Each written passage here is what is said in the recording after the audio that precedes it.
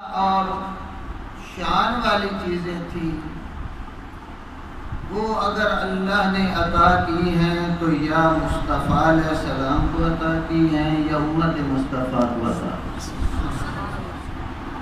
ایسے محسوس ہوتا ہے کہ وہ ساری چیزیں سابقہ نبیوں سے ان کی امتوں سے اللہ نے چھپا کر رکھی۔ یہ دیکھیے شب برات ہے، کسی کو بھی ہے، شب قدر ہے، کسی کو بھی عطا نہیں رب کائنات۔ یہ جمعے والی فضیلت ہے، یہ ساری چیزیں جو ہیں یہ اللہ تعالیٰ نے اپنے محبوب کو یا اپنے محبوب کی امت کو عطا کی۔ اب آپ سے میں یہ کہنا چاہتا ہوں کہ اگر تعلیم اور تعلم درس و تدریس سے بڑھ کر اگر کوئی اور چیز ہوتی تو اللہ تعالیٰ اپنے محبوب کو عطا فرما دیتا۔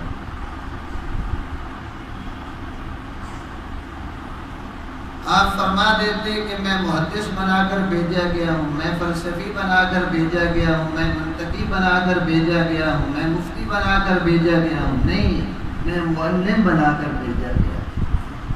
تو معلوم ہوا اللہ اور اللہ کے رسول کی بارگاہ میں یہ درس و تدریس اور تعلیم و تعلم سے بڑھ کر کوئی اور عزت والا شعبہ ہے ہی نہیں جس سے آپ منسلک ہیں، آپ پڑھ رہے ہیں، آپ کے اساتذہ آپ کو پڑھا رہے ہیں۔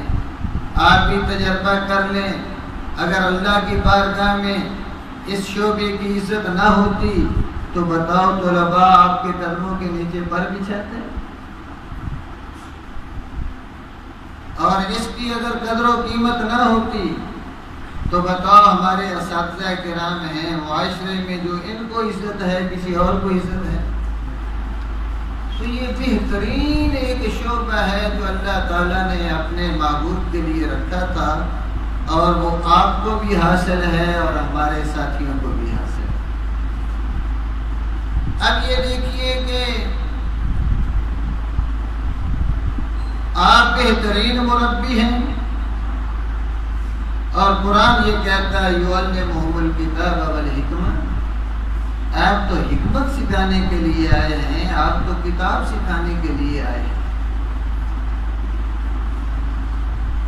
اب حکمت سکھانے کے لیے اب یہ دیکھیے کل کبرا شاہ صاحب کے پاس بیٹھے تھے تو عربوں کی یہ عادت ہے کہ وہ کھجوروں پہ ایک وقت میں گزارا کرتے رہے۔ ایک وقت آیا کہ وہاں پہ جو کا رواج ہو گیا، اب وقت آیا کہ وہاں پہ آٹے اور میدے کا رواج ہے، لوگ جو ہیں وہ ڈبل روٹی زیادہ استعمال کرتے ہیں، تو وہ اپنے سفر و حضر میں کھجوروں سے کام لیتے تھے۔ اور شاہ صاحب فرما رہے تھے کہ نبی پاک علیہ السلام کی حدیث پاک ہے کہ آپ نے خربوزے کے ساتھ ملا کر آپ نے کھجور کو تناول فرمایا۔ اب یہ سوچنے کی بات ہے کہ اس میں کیا حکمت ہے، خربوزے کے ساتھ ملا کر اس کھجور کو ملا کر کھانے میں کیا راز پوشیدہ ہے۔ تو دیکھیے اب اس دور میں 1400 سال بعد میں ایک مرض بنی ہے جس کو کہتے ہیں شوگر والی مرض، اور سب سے زیادہ مٹھاس جو ہے وہ کھجور میں ہے، اور فوراً جسم کے خون میں یہ اثر کرنے والی ہے مٹھاس، اور اس لیول کو شوگر کے لیول کو اپ کرنے والی ہے۔ اور اگر ہم صرف کھجور کھاتے تو فوراً شوگر اپ ہو جائے، مگر آقا علیہ السلام نے کھجور کے ساتھ خربوزہ بھی کھایا کہ خربوزہ کا وہ کھانے کے بعد ایک فضلہ ہوتا ہے جو کہ بن جاتا ہے، وہ کھجور کے ساتھ ملتا ہے تو معدے میں وہ رہتا ہے کچھ دیر کے لیے، اور آہستہ آہستہ کھجور جو ہے تو وہ ہضم ہونے لگتی ہے، اور لیول جو شوگر کا ہے تو وہ اب نہیں۔ اب 1400 سال کے بعد جو ڈاکٹروں کو آج سمجھ آ رہی ہے بات، وہ 1400 سال پہلے میرے آقا علیہ السلام نے عملی طور پر بتلا دی۔ تو بتاؤ آپ حکمت کی تعلیم دینے کے لیے، اگرچہ عام ہے کہ وہ کسی کی حکمت آپ نے بیان کی ہے یا نہیں کی، مگر جو آپ نے فرما دیا یا جس پر آپ نے عمل کر کے دکھا دیا، یقیناً اس کے بیک گراؤنڈ میں کوئی نہ کوئی حکمت ضرور ہے۔ مثلا یہ دیکھیے شاہ رکن عالم رحمت اللہ تعالیٰ علیہ ایک گاؤں میں گئے، وہاں پہ پھر کثرت کے ساتھ لوگ ان کے مرید ہونے لگے۔ مسجد کا خطیب بہت بڑا عالم دین تھا، اس کو خطرہ پڑ گیا کہ لوگوں کی توجہ مجھ سے ہٹ چکی ہے اور پیر صاحب ہو رہی ہے ہر تو دل میں خیال آیا کہ مجھے ایسا شریعت کا کوئی مسئلہ پوچھنا چاہیے کہ جو ان پیروں فقیروں کو تو آتے نہیں ہیں مسائل شریعت کے، ایسا مسئلہ پوچھوں گا کہ یہ جواب نہیں دے سکے گا، خاموش ہو جائے گا میرے سامنے، مریدوں میں میرے علم کی دھاک بیٹھ جائے گی، اور پیر صاحب جو ہیں وہ مرغوب ہو کر یہاں سے چلے گئے۔ اب وہ مسئلہ کیا ہونا چاہیے؟ کتابوں کو لے کر بیٹھ گئے، سوچتے رہے کون سا مسئلہ پوچھوں۔ سوچتے سوچتے رات کے پچھلے پہر میں ایک مسئلہ سمجھ آیا کہ وضو کا پہلا فرض جو ہے وہ چہرے کا دھونا ہے۔ پتہ ہے آپ کہاں سے لے کر کہاں تک؟ اس لیے آپ سے پوچھا، مجھے پتہ چل جائے کہ آپ کی میری طرف توجہ ہے۔ ماشاءاللہ، شکریہ آپ کا، آپ میری باتیں توجہ سے سن رہے ہیں۔ تو یہ دل میں خیال آیا کہ پہلا فرض وضو کا جو ہے تو وہ چہرے کا دھونا ہے، مگر وضو کی ابتدا چہرے سے نہیں ہوتی، قسم سے پہلے ہاتھوں کو دھویا جاتا ہے، پھر اس کے بعد کلی کی جاتی ہے، پھر اس کے بعد ناک میں پانی ڈالا جاتا ہے۔ تو جب پہلا فرض چہرے کا دھونا ہے تو ابتدا بھی چہرے سے ہونی چاہیے تھی۔ یہ پونچھوں تک ہاتھوں کو دھونے کا یا کلی کرنے کا جو کہ فرض ہی نہیں ہے، اس سے ابتدا کیوں کی جاتی ہے؟ بڑے خوش ہوئے، مطمئن ہو کر سو گئے کہ صبح جاؤں گا، جا کر ان سے پوچھوں گا۔ مگر جب سوئے تو خواب میں شاہ رکن عالم خواب میں ملے، ہاتھ میں حلوے کی پلیٹ ہے اور پیش کر رہے ہیں۔ فرمایا مولوی صاحب ساری رات آپ نے نیند بھی حرام کی ہے، یہ حلوہ کھاؤ، تم ان باتوں میں کیا لگے ہوئے ہو؟ صبح اٹھے پھر خیال آیا خواب ہی ہوتے ہیں، مگر میں مسئلہ ضرور پوچھوں گا۔ چلے گئے، جاتے ہی جب پہنچتے ہیں کہ آگے مریدوں میں آپ درس دے رہے ہیں اور یہ بیان فرما رہے ہیں، میرے غلاموں، میرے دوستوں، میرے مریدوں، دیکھو اسلام میں جو وضو ہے اس کی ابتدا چہرے سے نہیں ہوتی، ہاتھوں سے ہوتی۔ یہ مسئلہ بیان کر رہے ہیں، ان کے کانوں میں پڑی، یہ بھی جا کر سننے لگے اور آپ فرمانے لگے کہ دیکھو سب سے پہلے ابتدا ہاتھ دھونے سے ہوتی ہے، پھر منہ میں پانی ڈالنے سے، پھر اس کے بعد ناک میں پانی ڈالا جاتا ہے۔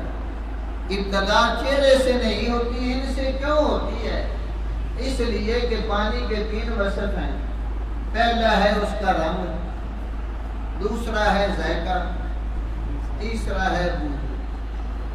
جس وقت آپ کو ٹوٹیاں آئی ہیں، اس سے پہلے ہم اپنی زندگی میں لوٹوں کے ساتھ وضو کرتے رہے، اور پہلے دور میں بھی ایک ٹب میں پانی ہوتا تھا، اس کے ساتھ ہاتھوں میں پانی لے کر وضو کیا جاتا تھا۔ تو آپ فرما رہے ہیں کہ سب سے پہلے جب ہم ہاتھ دھوتے ہیں تو سب سے پہلے چلو بھریں گے اور پانی ہاتھ پہ ڈالیں گے تو پانی کے رنگ کا پتہ چل گا، اور جب ہم دوسری مرتبہ 3 دفعہ کلی کریں گے تو جب زبان پہ پانی جائے گا تو پانی کے ذائقے کا پتہ چلے گا کہ ذائقہ کیسا ہے، پانی والا ہے کہ نہیں۔ اور جب تیسری مرتبہ ہم ناک میں پانی ڈالیں گے تو اس کا جو بو ہے اس کا پتہ چل جائے گا کہ اس سے بو تو نہیں آتی، پاک صاف ہے۔ جب آپ ہاتھ پر پانی رکھنے سے رنگ کا پتہ چلا، منہ میں پانی ڈالنے سے اس کے ذائقے کا پتہ چل گیا، اور جب ناک میں پانی ڈالنے سے اس کی بو کا پتہ چل گیا، تو ہمیں یقین ہو گیا کہ پانی پاک اور صاف ہے۔ جب یقین ہو گیا تو اب فرض سے ابتدا کی جائے تاکہ دوبارہ وضو پورا ہو۔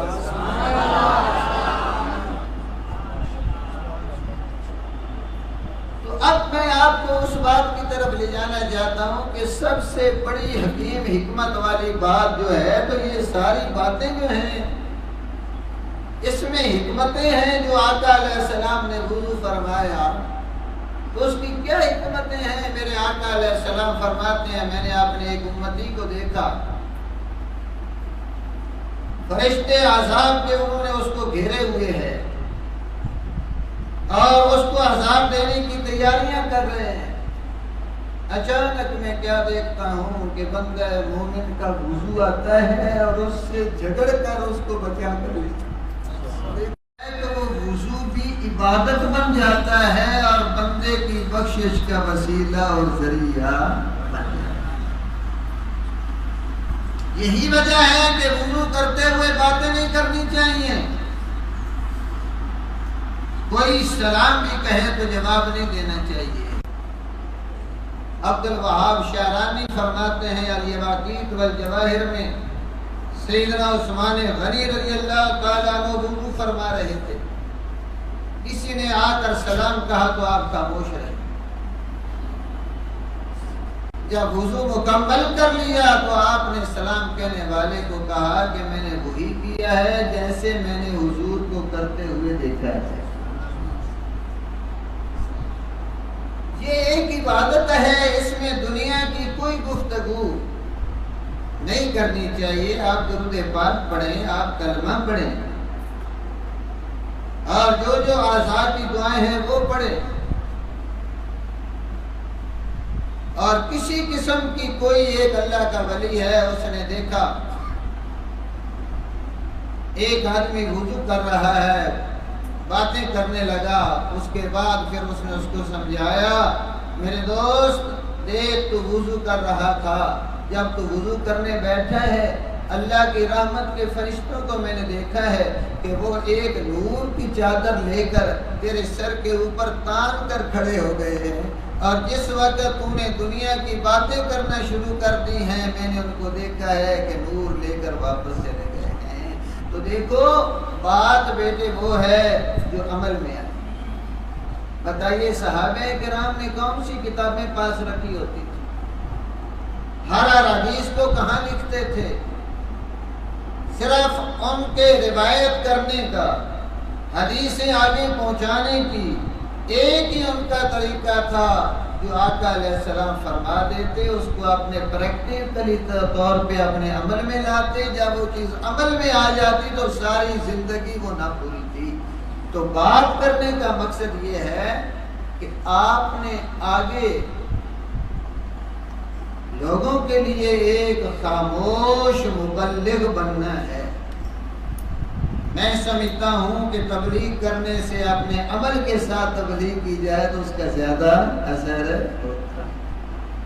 تو یہ میرے آقا علیہ السلام کا فرمان ہے کہ ویل لعقابکم، تمہاری ایڑیوں کے لیے ہلاکت ہے، ہلاکت۔ کون سی ایڑیاں؟ جو وضو کرتے ہیں اور ایڑیوں کو خشک رہنے دیتے ہیں، دھیان اور نگرانی کے ساتھ وضو بھی نہیں کرتے، پانی بھی نہیں پہنچاتے، اور وہ خشک رہ جاتی ہیں، اور ایک بال بھی خشک رہ جائے تو وضو نہیں ہوتا۔ یہ بھی مسئلہ یاد رکھیں، اگر تری موجود ہے، پتہ چل گیا ہے کہ بھئی یہ میری ایڑی خشک ہے اور خشک ایڑی کو جہنم کی آگ میں عذاب دیا جائے گا، آقا علیہ السلام کی بخاری شریف کی حدیث پاک ہے، تو اس کو نئے سرے سے وضو کرنے کی ضرورت نہیں ہے، بلکہ اس کو اسی طریقے ساتھ اس جگہ کو مل کر برابر کر دے تو اس کا وضو مکمل ہو جائے۔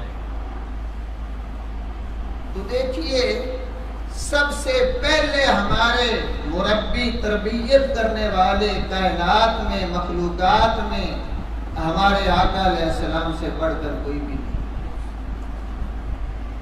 اس کے بعد اب قرآن پاک کی آیات سنیے۔ میرے آقا علیہ السلام پر جو قرآن نازل ہوا اس میں اللہ تبارک و تعالی ارشاد فرماتا ہے وَإِنَّهَا لَكَبِيرَةٌ، بڑی بھاری چیز ہے نماز، بڑی وزنی چیز ہے نماز۔ سچی بات یہ ہے کہ نماز کو ہم بوجھ سمجھتے ہیں، بوجھ۔ یہ بڑی مشکل گھاٹی ہے جو اللہ تعالیٰ نے، اس کی اہمیت کا آپ اندازہ لگا لیں کہ جب اللہ کا نبی دنیا میں آیا، اعلان نبوت فرمایا، تو کلمہ توحید کے بعد عملیات میں سب سے پہلے جس عمل کا حکم فرمایا وہ نماز تھی۔ آپ کو یاد ہو گئی جب آپ دنیا سے جانے لگے ہیں آپ نے 2 وصیتیں فرمائی ہیں۔ ایک وصیت یہ فرمائی ہے کہ بھئی اپنے ماتحت غلاموں نوکروں سے پیار سے سلوک سے ان سے کام لینا، نرمی برقرار، اور دوسرا نماز کا خیال رکھنا، جاتے ہوئے بھی نماز۔ دنیا میں اعلان نبوت کے بعد بھی پہلا حکم نماز کا۔ اب آپ کو اندازہ ہونا چاہیے، فرماتے ہیں قرۃ عینی فی الصلاۃ، نماز میں تو میری آنکھوں کی ٹھنڈک ہے، قرۃ عینی میری آنکھوں کی ٹھنڈک ہے، کس میں؟ نماز میں میری آنکھوں کی ٹھنڈک ہے۔ یعنی اس کا مفہوم آپ یہ سمجھیں کہ جب بھی میرا کوئی امتی پابندی کے ساتھ نماز پڑھے گا تو سبز گنبد میں میری آنکھیں ٹھنڈی ہو جائیں، میری آنکھیں ٹھنڈی ہوں گی۔ گانا کیا ہے؟ کون ٹھنڈی ہوتی؟ کس کی آنکھیں؟ ماں باپ کی آنکھیں ٹھنڈی۔ اولاد کو رتبہ ملے، اعلی شان ملے، فرما بردار بن جائے تو ماں باپ کی آنکھیں ٹھنڈی ہوتی ہیں خوشی کی وجہ سے، جس کا مطلب یہ ہے میرے غلام اگر تو نماز پابندی سے ادا کرے گا تو میں تجھ پہ خوش ہو جاؤں گا، میں تجھ سے راضی ہو جاؤں گا۔ بڑی مشکل گھاٹی ہے بھی نماز کی، یہی وجہ ہے کہ سب سے زیادہ آپ اس نماز کو بوجھ سمجھتے ہیں، مگر اللہ فرماتا ہے الا علی الخاشعین،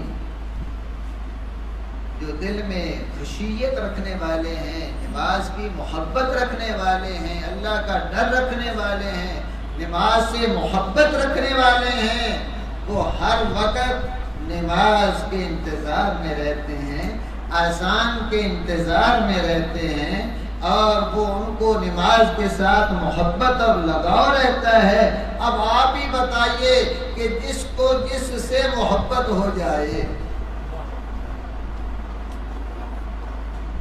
رات کے 1 بجے کا ٹائم دیا جائے، سردی محسوس ہوگی، گرمی محسوس ہوگی؟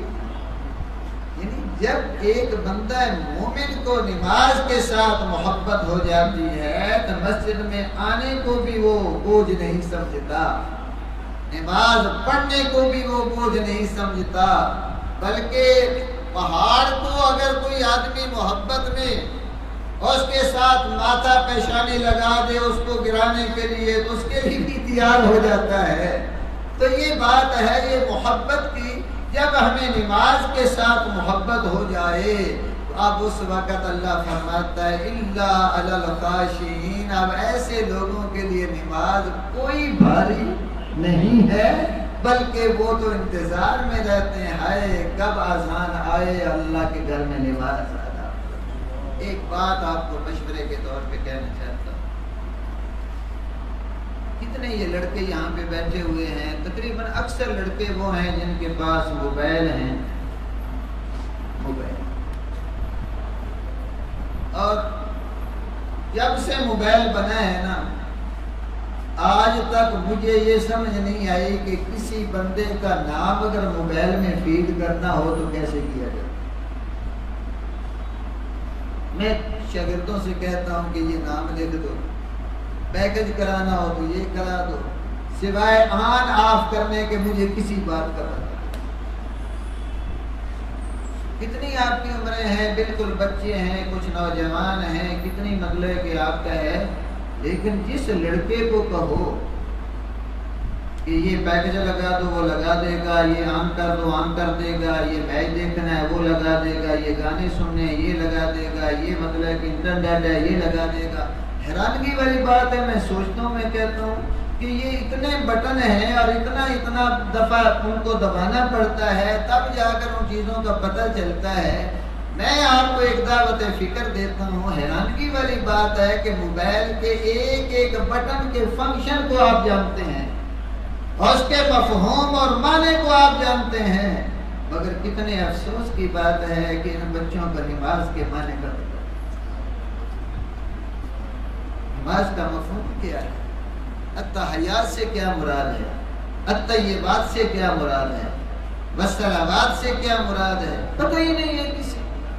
کتنے افسوس کا مقام ہے کہ اتنے ایک انٹرنیٹ ہے، یہ موبائل ہے، ان کے بٹن ہیں، ہر ایک بٹن کو آپ جان لیتے ہیں، مگر نماز کے مفہوم پوچھا جائے پتہ نہیں، ان کے خشوع خضوع کے خیال کرنا اس کے معنی میں نماز کے اندر پتہ ہی نہیں، زبان کہاں جا رہی ہے، دل کہاں جا رہا ہے۔ تو بتاؤ میرے بچوں، اب ہمیں یہ سوچنا چاہیے کہ ہمارے لیے یہ ضروری تھا یا وہ ضروری تھا؟ جو اصل مقصد تھا اس کو ہم نے چھوڑ دیا، جو ہمیں گمراہ کرنے والی چیزیں ہیں، شیطانی پرکشش کام ہے، ان کی طرف ہم نے اپنا ذہن لگا لیا۔ دیکھو میرے پاس ایک دن فون آیا ہے ایک نوجوان یونیورسٹی کی لڑکی کا، اس نے کہا کہ مولانا میں اپنی مرضی سے شادی کرنا چاہتی ہوں، میرے والدین نہیں مانتے، تو آپ ہمیں کوئی ایسا تعویذ دیں کہ میں اپنی مرضی سے شادی کروں اور وہ والدین میری بات مان لیں۔ تو اگر کوئی کاروباری ہوتا تو وہ اسے کہتا ہے کہ 10,000 روپے تعویذ مل جائے گا، مگر میں نے اس لڑکی سے کہا، میں نے کہا بتا، پیدا ہوئی، ماں باپ نے تمہیں پالا، علم پڑھایا ماں باپ نے، پرورش کی ماں باپ نے، جوان کیا ماں باپ نے، تعلیم دی ماں باپ نے، سارا کچھ انہوں نے کیا، ایک ہی تو فرض رہتا تھا شادی والا جو وہ اپنی مرضی سے کرنا چاہتے ہیں، اور ماں باپ سے بڑھ کر اولاد کا کوئی خیر خواہ نہیں ہو سکتا۔ یہی وجہ ہے کہ بچپن میں باپ کا کیا ہوا نکاح دنیا کی کوئی طاقت نہیں توڑ سکتی۔ جوان ہونے کے وقت جو نوجوان ہونے والی لڑکی ہے وہ بھی باپ کا کیا ہوا نکاح نہیں توڑ سکتی، کیونکہ ماں باپ سے بڑھ کر اولاد کا کوئی خیر خواہ نہیں ہو سکتا، دشمنی نہیں کر سکتا ماں باپ اولاد کے ساتھ، اتنا وہ خیر خواہ ہے۔ ایک ہی تمنا آخری تھی نکاح والی، تو وہ ان کو کرنے دو، ان کی دعائیں ہوں گی، ان کی رضامندی ہوگی، آپ کی زندگی میں سکون ہوگا۔ وہ مجھے کہتی ہے مولانا اگر ماں باپ نے اپنی مرضی کرنی تھی نا نکاح والی، تو بغیر پردے کے مجھے گھر سے باہر نہیں بھیجنا۔ اگر ماں باپ نے اپنی مرضی کرنی تھی نا شادی والی، تو مجھے موبائل لے کر نہیں دینا۔ اگر ماں باپ نے اپنی مرضی کرنی تھی تو ہمیں یونیورسٹی میں نہیں بھیجنا۔ اگر ماں باپ نے اپنی مرضی کرنی تھی تو ہمیں یونیورسٹی میں آنے جانے کے لیے اکیلے نہیں بھیجنا۔ اگر ماں باپ نے اپنی مرضی کرنی تھی تو رات کے 12 بجے جب میں آتی ہوں تو مجھے پوچھنا چاہیے تھا کہ کہاں تم۔ اب بتاؤ میں کیا جواب دوں؟ مقصد یہ ہے کہ ماں باپ نے اولاد کا خود ہی بیڑا غرق کر کے رکھا۔ جب اولاد کی تربیت ہی نہیں کی ماں باپ نے، تو پھر اب وہ چاہے بھاگ جائیں گھر سے، چاہے اپنی مرضی سے شادی کر لیں، پھر ہمیں آ کر کہیں کہ بھئی یہ تعویذ دو اور یہ کام کرو، تو یہ کیسا جب ماحول ہی خراب کر دیا۔ مجھے ایک بات سمجھ نہیں آتی، ڈاکو آئے کوٹھی میں، انہوں نے بچیوں کے زیورات اتار لیے، ناجائز بھی حرکتیں کی، صبح محلے میں پتہ چل گیا کہ کنواری لڑکیاں تھیں، ان سے زیادتی کیا جو کچھ بھی ہے۔ اب سارا دن کئی دنوں تک باپ جو ہے وہ باہر نہیں نکلتا شرم کی وجہ سے۔ میں لوگوں کو کیا بتاؤں کہ ڈاکو ہمارے گھر میں آئے تھے اور زیورات اتار کر لے گئے، ناجائز حرکات کرتے رہے۔ مگر یہ بات تو بڑی غیرت کی ہے، اگر جس وقت ایک نوجوان بھائی کے پیچھے نوجوان بہن اسکوٹر پہ بیٹھی ہوتی ہے اور اس نوجوان بیٹی اور بہن کے ہاتھ میں موبائل ہوتا ہے اور موبائل کے بٹنوں پہ اس کی انگلیاں رقص کر رہی ہوتی ہیں، اس وقت بھائی کی غیرت کہاں جاتی ہے؟ اس وقت کیوں نہیں ٹوکتا اس کو، بتا تو کس کو فون کر رہی ہے؟ اس وقت اس کی غیرت کیوں نہیں جاگتی کہ بتا رات کے 12 بجے تو فون کیوں کر رہی ہے؟ ایک قندیل بلوچ جو ہے تو اس کو بھائی قتل کر رہا ہے غیرت کی وجہ سے، مگر جب وہ نوجوان لڑکی گھر سے باہر نکلتی ہے، ماڈل بنتی ہے، مردوں کی محفلوں میں جاتی ہے، جا کر تعلقات قائم کرتی ہے، بتاؤ اس وقت باپ کی غیرت بنتی۔ تو یہ اب اس کو اس نے قتل کر دیا، کیا فائدہ جب ہم نے بنیاد ہی خراب کر دی، جب ہم نے ابتدا سے ہی اپنی اولاد کی تربیت نہیں کی، گھر کے اندر بھائیوں نے نظر نہیں رکھی اپنی بہنوں کی حرکات و سکنات پر۔ تو اب اس کا اگر رزلٹ یہ نکلتا ہے تو پھر یہ غیرت نہیں ہے، یہ بھی بے غیرتی، یہ بھی بے غیرتی۔ مجھے ایک بات کی سمجھ نہیں آتی، آپ یہاں بیٹھے ہیں اور ہم نے 8 سال تک آپ کو پڑھانا ہے اور پڑھایا ہے، 7 سال لے لو جو 7 سال تک ہم نے آپ کو دینی تعلیم دی، آپ کو مسجد میں نمازی بنانے کی کوشش کی، آپ کی ہم نے شکل کو بدلنے کی کوشش کی، آپ کو ہم نے راہ راست پہ لانے کی کوشش کی، مگر مجھے آج تک اس بات کی سمجھ نہیں آئی کہ 8 سال ہم تربیت کرتے رہے ہیں، مگر صرف 6 مہینے آپ یونیورسٹی میں گئے ہیں تو ہماری ساری 8 سال کی محنت کا بیڑا غرق کرتے رہے، شکلیں بدل گئی ہیں، نماز کی کوئی پرواہ نہیں ہے، وقت گزر رہا ہے۔ میرے آقا علیہ السلام فرماتے ہیں او کما قال کہ جب نمازی نماز نہیں پڑھتا تو دنیا میں سب سے پہلے اس کو سزا یہ دی جاتی ہے کہ اس کی عمر سے برکت کو اٹھا لیا جاتا ہے،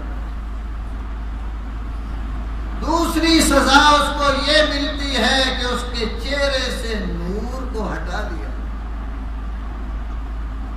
جیسا کہ آپ نے فرمایا قیامت کا دن ہوگا من حافظ علیہا، جس نے نماز کی نگرانی اور حفاظت کی ہوگی، کانت لہو نورا و نجاتا و برہانا یوم القیامہ، قیامت کے دن اس کے دائیں بھی نور ہوگا، اس کے بائیں بھی نور ہوگا، اس کے آگے بھی نور ہوگا، دیکھنے والے کہیں گے یہ نور والا جو آنے والا ہے یہ وقت کا نمازی تھا، 5 وقت نماز ادا کیا کرتا تھا، اور یہ دنیا میں رہ کر اس نے پابندی کے ساتھ نماز ادا کی ہے۔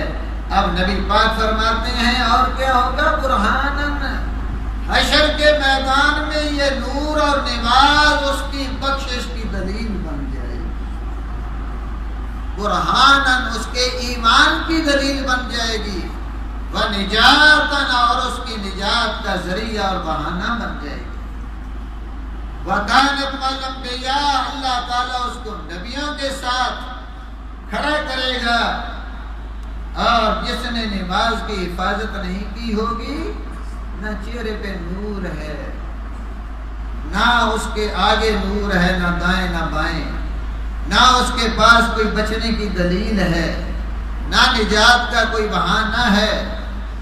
اور کیا ہوگا؟ قیامت کے دن یوم القیامہ مع قارون و حامان و فرعون، وہ کس کے ساتھ ہوگا؟ جہنم میں، جہاں فرعون، حامان اور قارون کا ٹھکانہ ہوگا نا، وہاں پہ اس کو جگہ دی جائے گی۔ وہ بھی نہیں پڑھتے تھے، تو بھی نہیں پڑھتا، جا وہاں ان کے ساتھ۔ اب بتاؤ کتنا انسان کو ذلیل کیا جائے گا نماز نہ پڑھنے کی وجہ سے۔ اور پھر دو باتیں میں نے پہلے بیان کر دی ہیں کہ بے نمازی جو ہوتا ہے اس کے لیے کیا کیا نقصانات ہیں۔ اس کے لیے یہ ہے کہ عمر میں برکت گئی، چہرے کا نور گیا، منہ سے دعا مانگتا ہے تو اللہ فرماتا ہے اس کی دعا کو منہ سے آگے نہ اٹھانا آسمان کی طرف، وہیں روک لو فرشتوں، اس کی زبان سے نکلنے والی دعا کوئی قابل قبول نہیں۔ اب مجھے یہ بتائیے صحابہ کرام نے کون سے چلے کیے تھے؟ صحابہ کرام نے کون سے وظائف کیے تھے؟ تبلیغی جماعت کی طرح 40 دن کہاں انہوں نے عبادات میں گزارے تھے؟ صرف نماز ادا کرتے تھے اور زندگی میں پاکیزہ زندگی گزارتے تھے۔ اللہ تبارک و تعالیٰ نے ان کی زبان میں یہ تاثیر رکھی تھی کہ جو زبان سے نکالتے تھے اللہ کی تقدیر بن جاتی تھی۔ یہ سمجھ آ رہی ہے آپ کو؟ آنکھیں تو بتا رہی نہیں سمجھ آ رہی؟ آ رہی ہے؟ آپ ذرا تھوڑا سا جا کر بیٹھیے، میں آپ کا جو ضمیر ہے نا اس ضمیر کو میں جگانا چاہتا ہوں، اور آنکھیں بے شک سو جائیں مگر آپ کا دل جاگنا چاہیے۔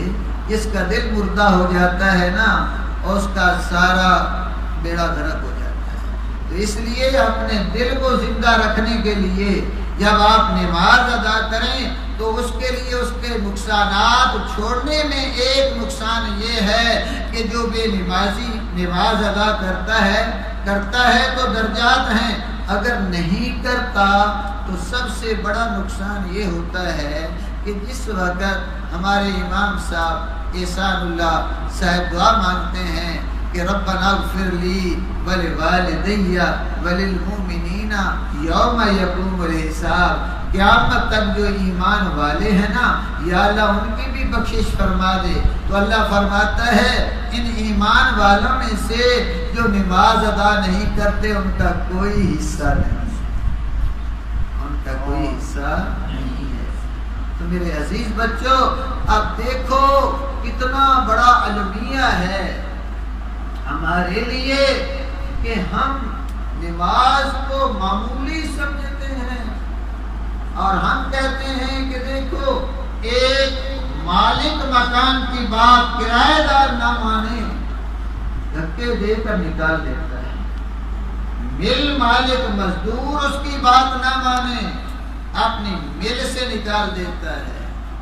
شاگرد اپنے استاد کی بات نہ مانے تو استاد شاگرد کو مدرسے سے نکال دیتا ہے، سکول اور یونیورسٹی سے نکال دیتا ہے۔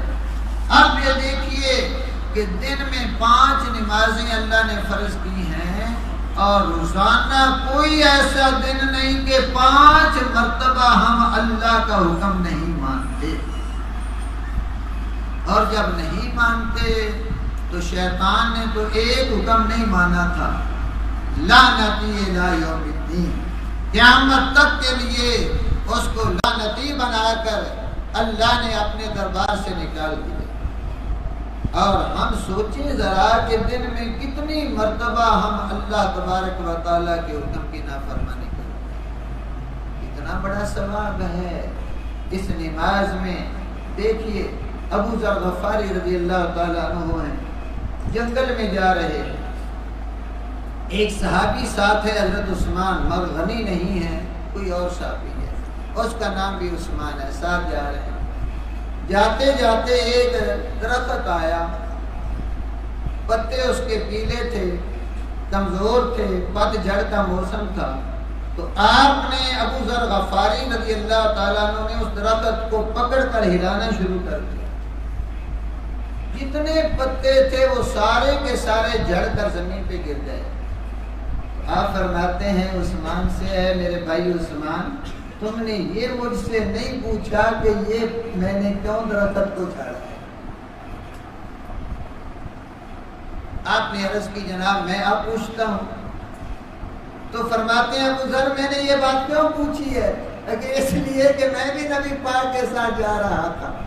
آپ نے اچانک درخت کو جھاڑنا شروع کر دیا, سارے پتے زمین میں گر گئے. تو آپ نے بھی مجھ سے پوچھا تھا, اے ابو ذر تو نے پوچھا نہیں کہ یہ پتے کیوں میں نہیں گرائے. یعنی آقا علیہ السلام کی ایک ایک ادا کو صحابہ اکرام اپنایا کرتے تھے. اگر گرمی کے موسم میں اللہ کا نبی قباء میں ایک کنویں کی منڈھیل پہ بیٹھا ہے, پاؤں کنویں میں لٹکا کر, تو اسی تاریخ کو صحابہ اکرام اسی طرح آ کر اس پر بیٹھ جائے. نبی پاک علیہ السلام بیت اللہ عید کا دن ہے اور بیت اللہ کی دیوار کے ساتھ آپ نے ٹیک لگائی ہوئی ہے, اور آپ فرما رہے ہیں دولت مند ہلاک ہو گئے, مالدار تباہ ہو گئے, دنیا نے ان کو تباہ برباد کر دیا. مگر وہ دنیا دار جنہوں کے پاس لوگ آتے ہیں, دائیں طرف آتے ہیں, تو دنیا ان کو بائیں ہاتھ سے دے رہے ہیں. بائیں ہاتھ کی طرف سے سوالی آتے ہیں تو بائیں ہاتھ سے دے رہے ہیں. دنیا کو اللہ کی بارگاہ میں دے کر جنت خرید رہے ہیں. نبی پاک نے فرمایا یہ وہ لوگ ہیں جو دنیا کے بدلے میں اللہ سے جنت لے گئے, بربادی اور تباہی سے بچ گئے. مگر سننے والا صحابی جو ہے وہ سارا سال حدیث روایت نہیں کرتا. جب عید کا دن آتا ہے نا تو اسی طرح آ کر بیت اللہ شریف کے ساتھ ٹیک لگاتے ہیں, اور ٹیک لگا کر لوگوں کو جمع کرتا ہے. کہتا آؤ مجھ سے نبی پاک کی حدیث لے لو, سال میں یہی دن ہے جب میرا آقا یہ حدیث بیان کر رہا تھا, اور میں بھی ساری زندگی ایک ہی دن اسی جگہ پہ عید والے دن یہ روایت کرتا رہا, تاکہ آقا علیہ السلام کا فرمان بھی زندہ رہے اور آپ کا دن بھی زندہ رہے اور آپ کی ادا بھی زندہ رہے. تو دیکھو ابو ذر فرماتے ہیں کہ میں نے نبی پاک علیہ السلام کو کہا یا رسول اللہ اب بتا دو, جیسا تم کہہ رہے ہو اب بتا دو. عتیق صاحب پھر وہ جو ہے نا وہ مطلب کہ صحابی رسول ابو ذر رضی اللہ تعالیٰ عنہ نے پوچھا یا رسول اللہ یہ پتے کیوں جھڑ رہے ہیں آپ. آقا علیہ السلام نے فرمایا ابو ذر یہ درخت جو ہے یہ ایک میرے بندہ مومن یا اللہ کے بندہ مومن یا میرے ایک امتی اور غلام کی مثال ہے درخت کی طرح. جب ایک نمازی کھڑا ہوتا ہے نماز ادا کرنے کے لیے وہ درخت ہوتا ہے درخت, اور جب وہ نماز کی ابتدا کرتا ہے تو رب کائنات اس کے جسم سے ایسے ہی گناہوں کو جھاڑ دیتا ہے جیسے اس درخت کے پتے جھڑ گئے. اور یہ بھی روایتوں میں آتا ہے کہ سارے گناہ اکٹھے کر کے اس کے سر پہ رکھ دیے جاتے ہیں, اور جب نمازی رکوع میں جاتا ہے تو سر والا بوجھ زمین پہ گر پڑتا ہے. جب گر پڑتا ہے تو فرشتے کہتے ہیں سلام کے بعد یا اللہ اس گٹھڑی کا کیا کرنا ہے, دوبارہ رکھ دے. تو رب کائنات فرماتا نہیں میری شان کے لائق نہیں ہے, جو گر چکے ہیں بس وہ ہمیشہ کے لیے گر چکے ہیں. تو میرے عزیز بچوں میں آپ کو یہ دعوت فکر دینا چاہتا ہوں کہ دوسرا پہلا مربی جو ہے اس کائنات میں اللہ کا رسول, اب کیسے تربیت فرمائے. آپ نے فرمایا کہ جب 7 سال کا بچہ ہو جائے تو اس کو نماز کا حکم دو, یعنی بچپن سے تربیت ہو رہی ہے. 7 سال کا بچہ ہو جائے تو اس کو نماز سکھاؤ, عملی طور پر اس کو ساتھ رکھو اور اس کو نماز پڑھاؤ, اور جب 10 سال کا ہو جائے تو فضربوہ, آقا علیہ السلام فرماتے ہیں مار کر ڈنڈے کے ساتھ اس بچے کو نمازی بنا. حالانکہ فرض 15 سال میں ہو رہی ہے, 5 سال پہلے اللہ کا نبی کہہ رہا ہے کہ ڈنڈے مار کر نماز اس کو پڑھاؤ. اور اس کی تربیت کرو کہ وہ پکا نمازی بن جائے. اور جب 15 سال کی عمر میں پہلی نماز اس پر فرض ہو تو اسلام میں پہلی نماز بھی اس کی قضا نہیں ہونی چاہیے. یہ ہے اسلام کی تربیت. مسئلہ یاد رکھنا ہے. تم نے جو اگلی بات کرنے والا ہوں اسی حدیث کا آخری حصہ وہ یہ ہے. آقا علیہ السلام فرماتے ہیں 10 سال کا ہو جائے تو ڈنڈے سے اور مار کر ان کو نمازی بناؤ اور اس کے بعد ان کے بستر الگ کر. لڑکی ہے تو لڑکی کے ساتھ اس کو نہیں سونا چاہیے. لڑکا ہے تو اس کو لڑکے کے ساتھ 10 برس کی عمر میں نہیں سونا چاہیے. اب مجھے بتائیے کہ 10 سال کا بچہ ہے نابالغ ہے, 10 سال کا دوسرا بچہ نابالغ ہے. جب نابالغ بچوں کو اسلام اکٹھا سونے کو برداشت نہیں کرتا تو ایک نابالغ جب بالغ کے ساتھ سوگا تو بتاؤ کتنا وبال اور اللہ کی رحمت اس پہ. پتہ نہیں سمجھ آ رہی. اچھا, اب میں آپ کو یہ کہنا چاہتا ہوں کہ دوسرا مربی جو ہے بہترین, نبی پاک نے فرمایا کہ اولاد کے لیے بہترین جو تربیت ہے ماں باپ کی طرف سے وہ کیا ہے؟ وہ ہے اچھی تربیت, نیک تربیت. وہ کیا ہے؟ نیک کام کرنے پہ حوصلہ افزائی کی جائے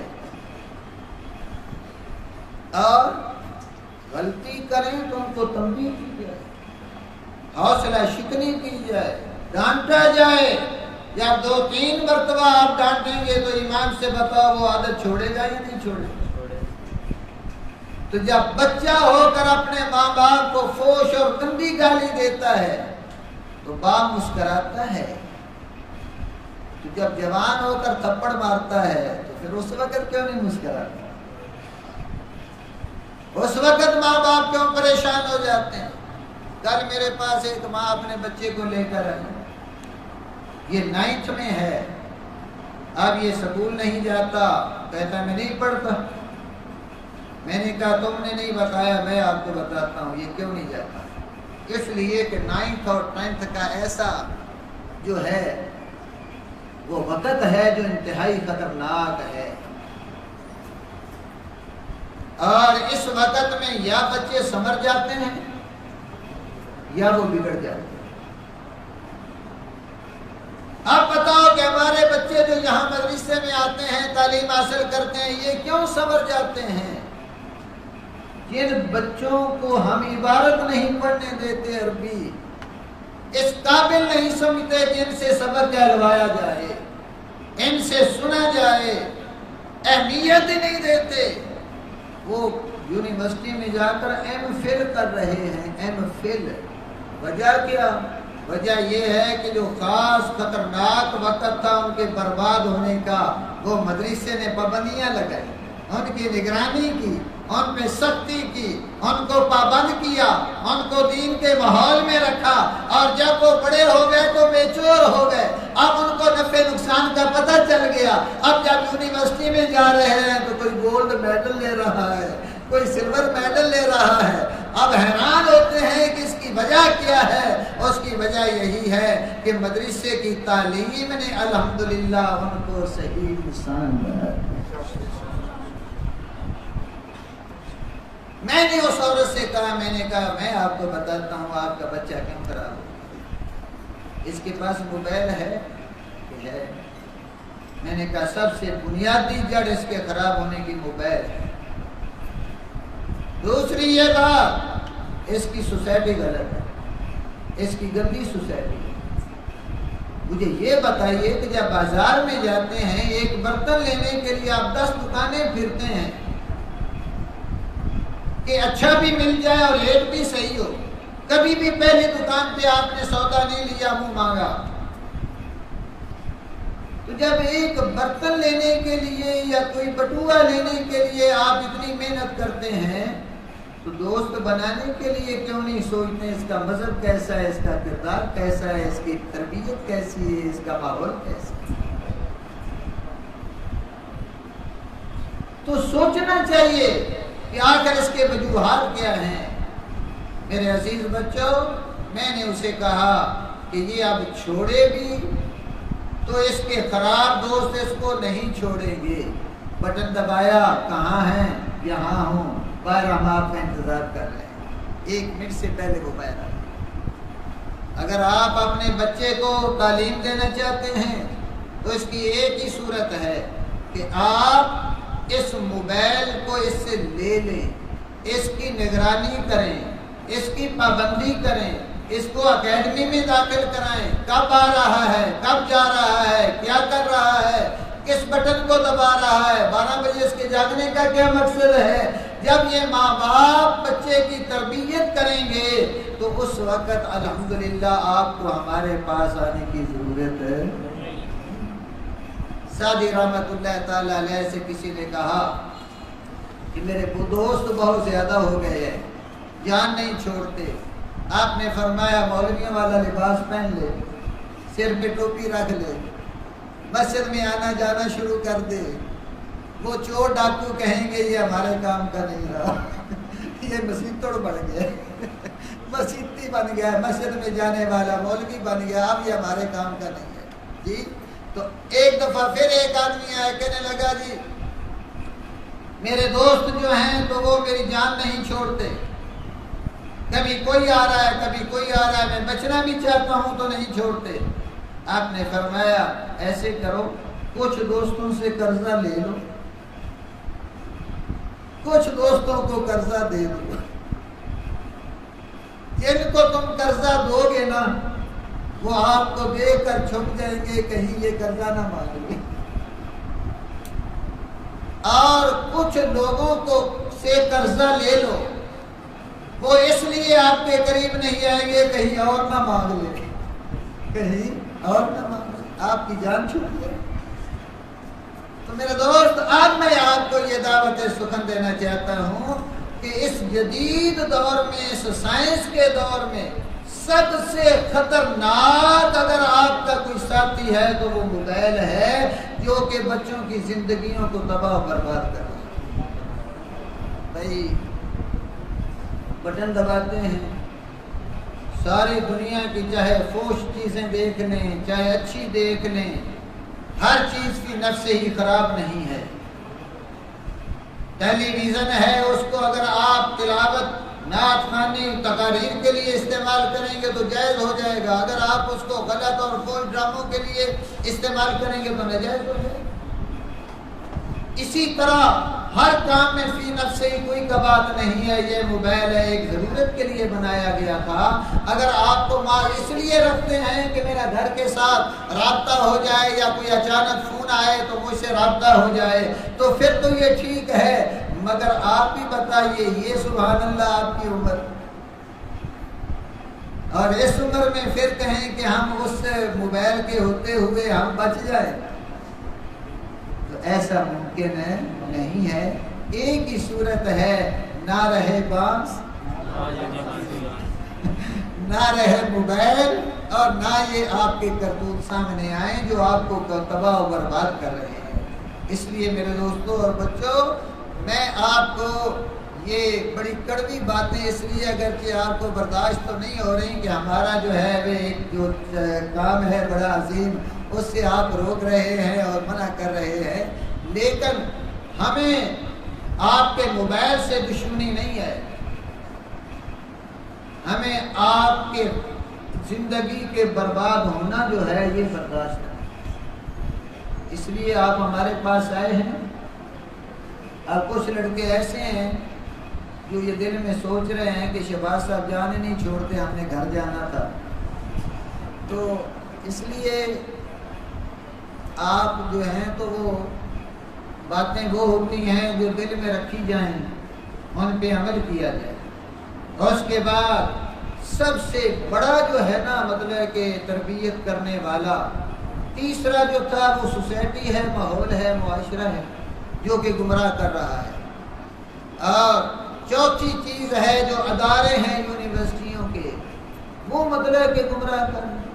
اب دیکھو میرا بیٹا ہے، میرے پاس ٹائم ہی نہیں ہے میں اس کو پڑھا سکوں، اتنی میری مصروفیات ہیں، فہیم ہے، ماشاءاللہ گیا ہے وہ کلاس میں بھی فرسٹ آیا ہے، لیکن میں نے پرسوں اس کی داڑھی دیکھی ہے تو پہلے سے 3 انگلی کم ہو چکی ہے، داڑھی اس کی نیچے جا چکی ہے۔ تو میں نے کہا کہ سب سے پہلا جو نقصان ہوا ہے نا آپ کو یونیورسٹی پڑھانے کا، وہ یہ ہے کہ آپ کی شکل بدل گئی۔ اور سچی بات آپ کو بتاؤں، اگر آپ اپنے ماں باپ کا با ادب مؤدب بننا چاہتے ہیں، یا بڑوں کا ادب کرنا چاہتے ہیں، یا استاد کا ادب کرنا چاہتے ہیں، تو سوائے دینی ادارے کے نعمت آپ کو کہیں نہیں مل سکتی۔ یونیورسٹیاں کالجز شیطان بنانا ہے تو وہاں پہ کیوں؟ اس لیے کیونکہ وہاں پہ آپ نے دیکھا ہے اگلے دن ایک پروفیسر کو اغوا کر لیا گیا، اس کو وکیل لے گئے، مار دیا، اب ان پر کیس چل رہا ہے۔ اب وہاں پہ کیا ہے؟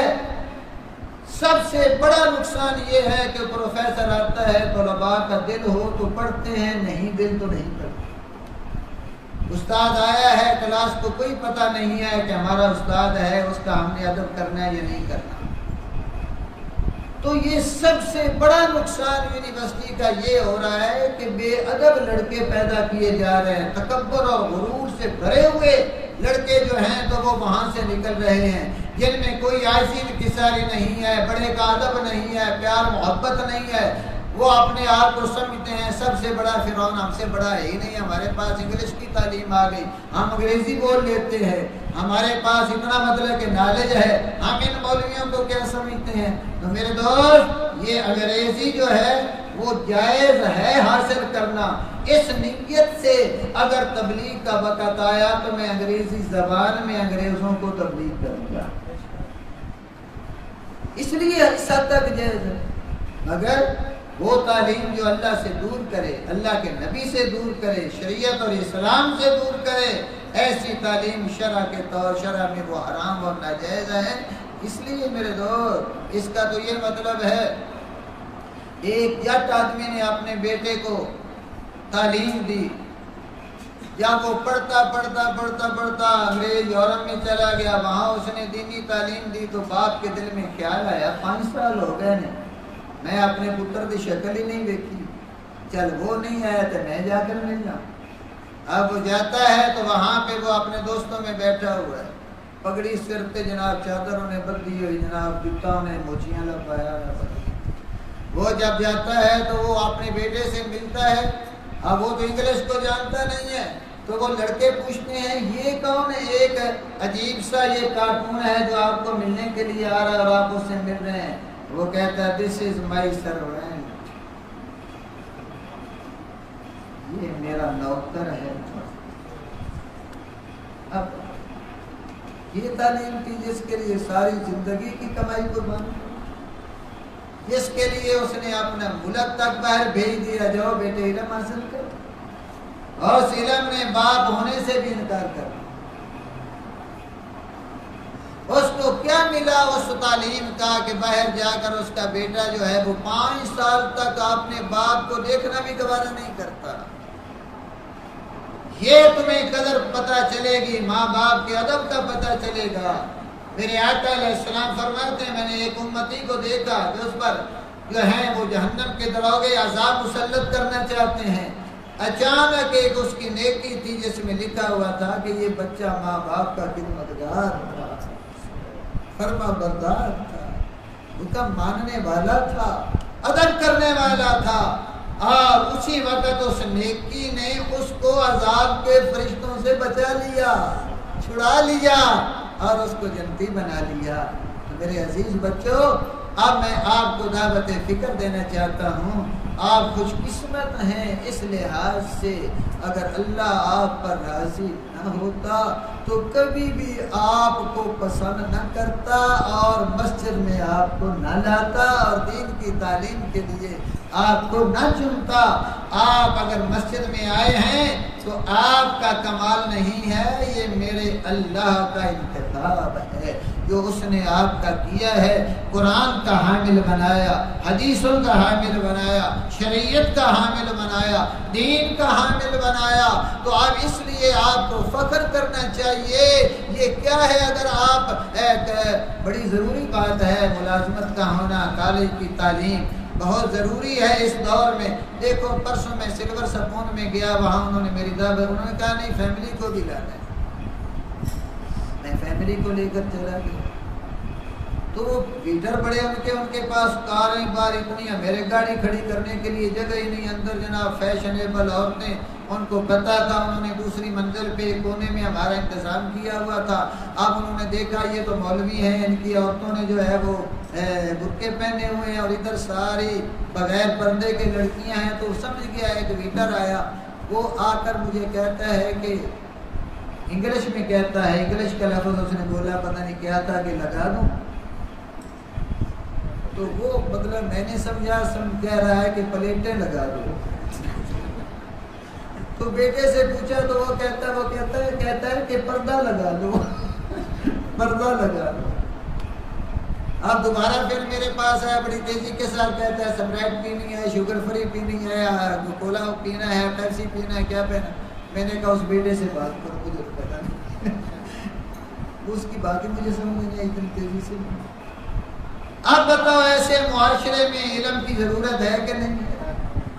یونیورسٹی کی تعلیم ہونی چاہیے، مگر اسی کے لیے ہونی چاہیے جو مدرسے سے نکل کر گیا، جس کو پتہ ہے استاد کا کیا ادب ہوتا ہے، ماں باپ کا کیا مقام ہوتا ہے، بڑے کا کیا ادب ہوتا ہے، اس کو تعلیم حاصل کرنی چاہیے۔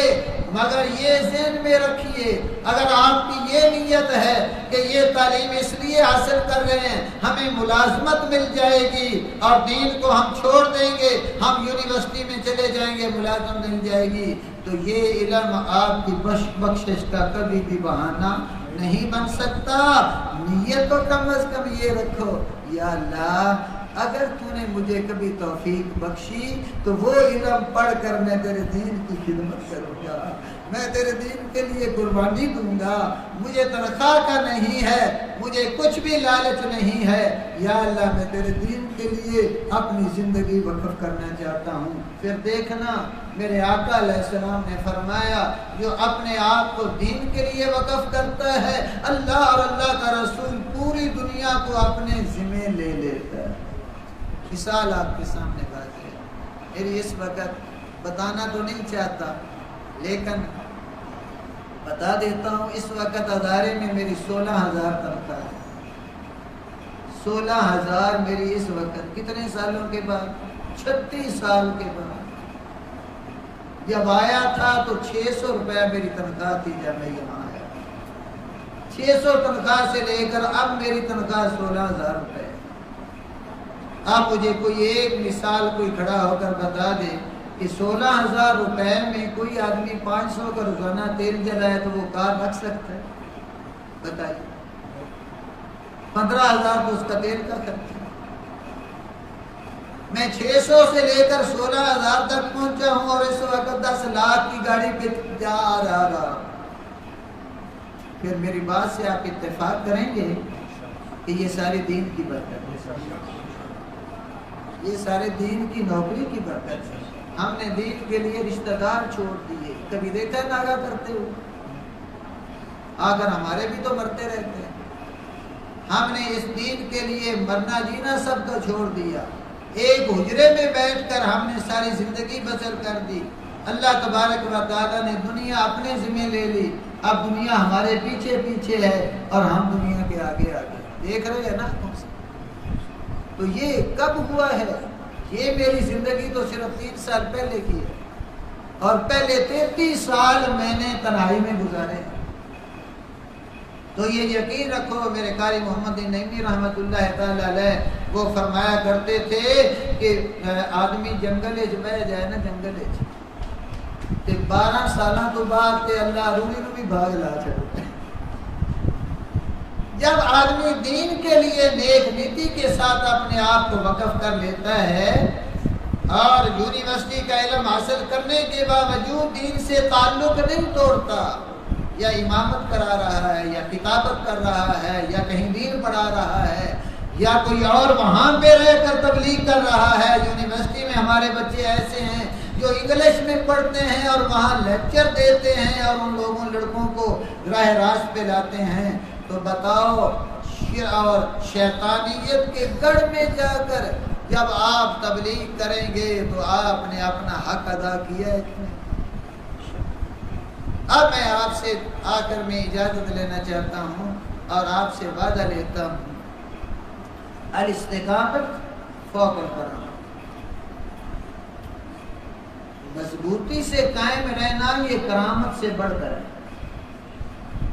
جب آپ حوادثات دنیا کے زمانے کے تکالیف کی پرواہ نہیں کریں گے، ایک اپنے منشور پہ، دستور پہ، اصول پہ، ایک نیک نیتی پہ ڈٹے رہیں گے استقامت کے ساتھ، تو ایک وقت آئے گا کہ اللہ تبارک و تعالی آپ کی زندگی کی ساری کمیاں پوری کر دیں۔ یہ کیا بات ہوئی کہ جب نماز پڑھتے ہیں تو نماز میں ہم نے کبھی بھی اتنی بات نہیں سوچی کہ جو الحمدللہ رب العالمین پڑھ رہے ہیں کم از کم اس کا ترجمہ تو ہم اپنے ذہن میں لے آئے کہ اس کا ترجمہ کیا بنتا ہے۔ اب بتائیے، جب ترجمہ آ جائے گا تو بتاؤ کسی اور کی طرف خیال جائے گا؟ یہی خشوع ہے، یہی خشوع ہے، الا علی الخاشعین۔ اللہ فرماتا ہے جو خشوع کے ساتھ نماز ادا کرتے ہیں نا، ان پر بھاری نہیں ہے، ان کو تو لذت آتی ہے۔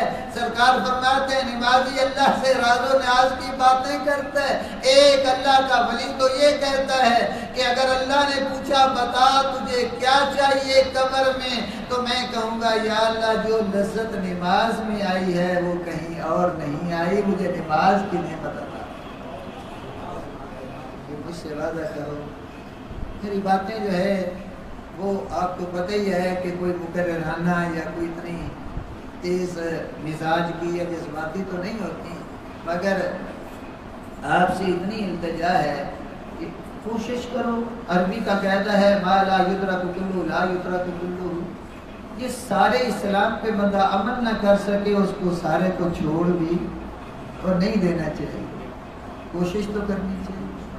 کوشش کرو گے تو موبائل میں سارے فنکشن کا پتہ چل سکتا ہے، تو نماز میں کوشش کرو گے تو اللہ کی مہربانی سے ترجمہ بھی آ جائے گا، خشوع بھی آ جائے گا، پابندی بھی آ جائے گی۔ اللہ تبارک و تعالیٰ کافی اللہ تعالیٰ میری اور آپ کی حاضری قبول